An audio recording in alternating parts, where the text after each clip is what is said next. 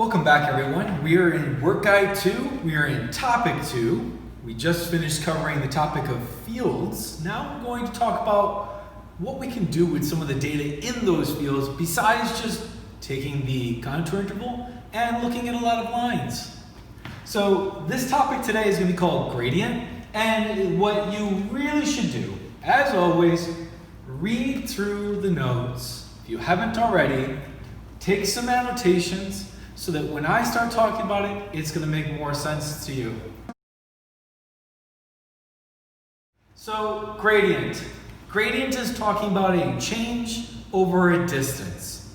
The best way to think of it is when and if you're sitting in the classroom, or when you used to sit in the classroom, there were radiators present in the classroom. We remember those radiators in the winter because they get hot. And usually when the radiator comes on, it's usually very hot, close to the radiator. But if you're closer to the door where there is no radiator, you might be cooler. And so we would be able to measure how much the temperature changes over a certain amount of distance from the radiator to the door. That calculation is gradient. So let's take a look at how we can apply that concept to some examples. In the following example behind me, we have temperatures in degrees Celsius. So to keep things simple, we have two temperature values that have been measured within this field, and we're going to take the gradient of them. So we have the data for the field value. We need to figure out the distance. To do that, you're going to need some scrap paper. And presumably you could use the paper out of your notebooks. You could use maybe hopefully a scrap sheet of paper somewhere. For goodness sakes, you could use toilet paper if you needed to. It just might be a little tough if you tear it, okay? So in this case here, if you're working off of a computer screen, it's going to be a little difficult because we all have different devices. Some of those devices, the screen picture might move if we put something on it. Some of us, we might have to move the screen closer to us if we're using a laptop. My suggestion is this: if you're working on a phone or tablet, screenshot this so that you have the two dots you need to measure and the scale present in the picture so that it's less likely for the picture to move. For those of you with a computer screen that is not touch enabled, you can just leave it the way it is and move the screen closer to you. I am going to suggest that you are extremely careful when you take measurements off of a tablet or a phone screen because the screen is made of glass. You need to be delicate and gentle with that device. Also, you have to be just as delicate with the computer screens. We are not going to press on them hard. We are going to lightly draw on our paper that is sitting on those screens. Very, very lightly. So for our instance here, we have our formula in the setup. We need to get a distance. So what's nice is that we've been given the value. So let's just plug those in to our scrap paper that we may have set this up already with.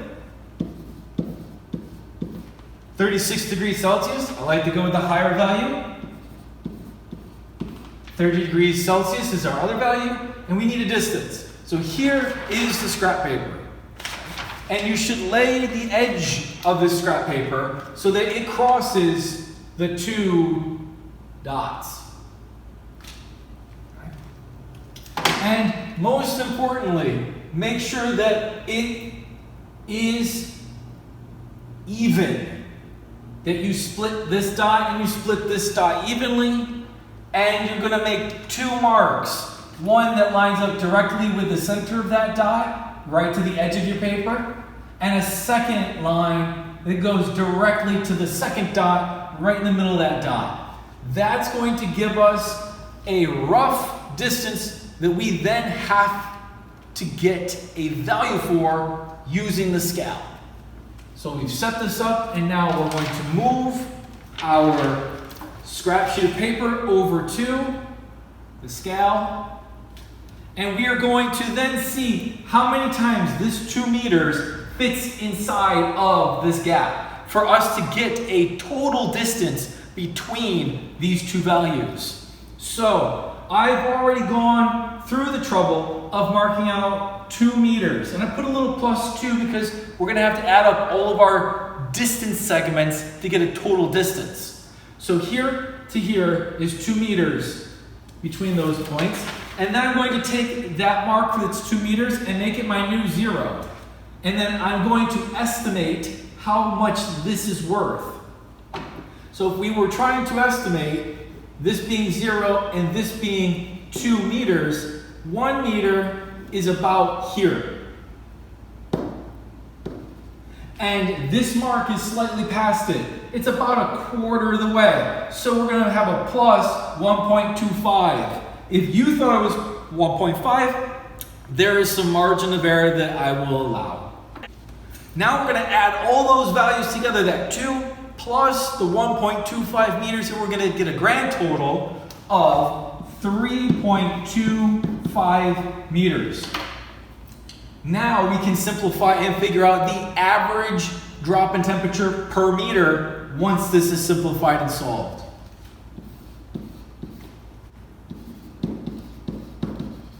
So let's round this to the hundredths place. I'm getting 1.85, and we need to copy and paste the units because they do not cancel.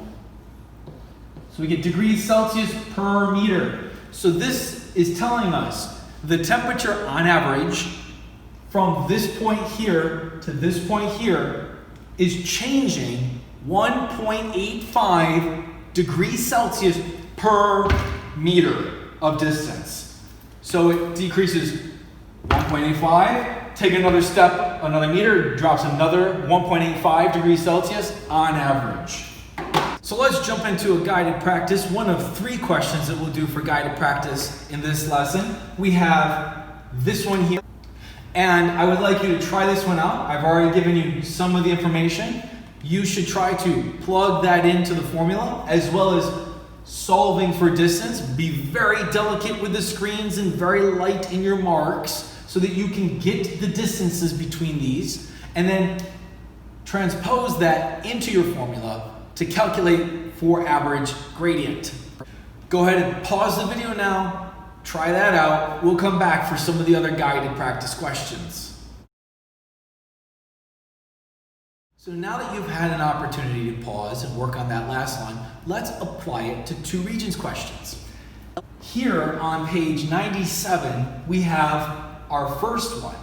I've given you some reminders on how to solve. You have your instructions here. They may have given you information that goes into the formula, so be careful and work on making sure you get all of your given information. Then I've also highlighted for you that the elevation value, elevation is going to be our field map here.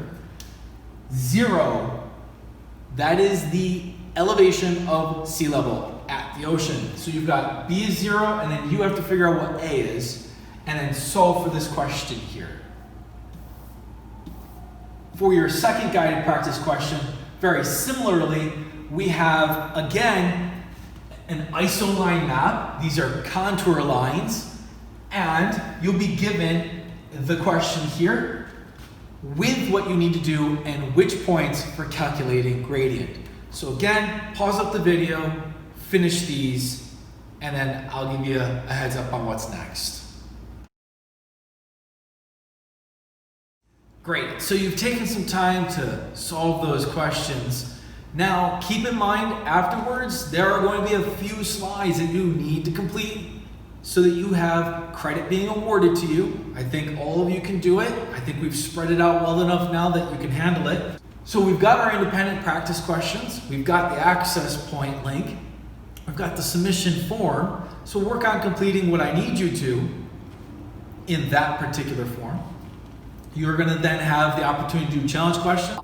If you're in the room or you're remote and you're with me live, remember that we're going to be doing a checkpoint before you leave today. So you can start that now, or you can do that when you're here. If you have any questions, remember you can ask any of us in the classroom, or you can send a message to us.